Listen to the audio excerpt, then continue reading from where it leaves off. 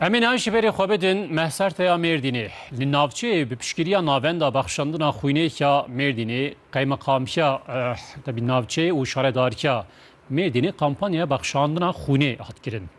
Kampanyayê serê sibê heya îvarê devam kir, welatiyan eleqeyeke zêde nîşanê kampanyaya baxşandina xwînê da.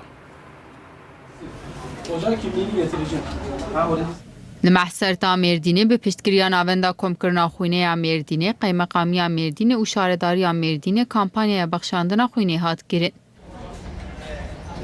Wesayeta mobil a baxşandina xwînê serê sibeh li navenda navçeyê cihê xwe girt.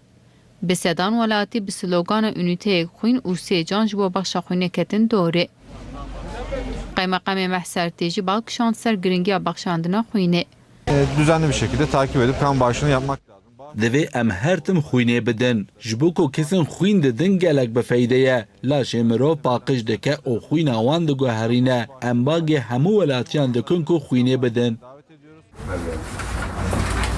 Şaredarê Mehsertê Hüsamettin Altındağ jî got baxşandina xwînê ji bo tenduristiyê gelekî baş e hem jî xêreke mezin e. Em xwîn didin. Aniha personelime da, meslek şef okulu, talebeme da. Tişk hoşu ki zaten ev hem hayrı hem sağlık anlamında başı.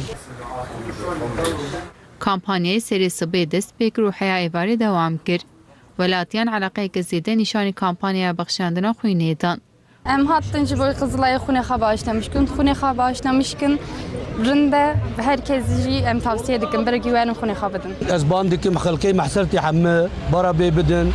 Herkese lazım dibe. Ev pazde car midayî. Tişkî pir xweşîr û nexweşik dir qestixanê ra dizê îhtiyacîyan wan ji xwînê çêdibin. Em jî ana çûn wê derê me xwîna xwe da ji bo yekê em gelek memnûn em kêfxweş dibin. Welatiyên Mehsertê jî çalekî gelekî memnûn bûn.